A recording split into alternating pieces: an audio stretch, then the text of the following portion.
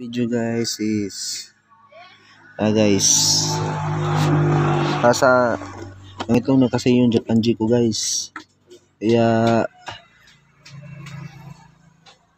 ito ko ilalagay yung Japan G ko. May incubator ito natin yung Japan G ko Japan G ko guys.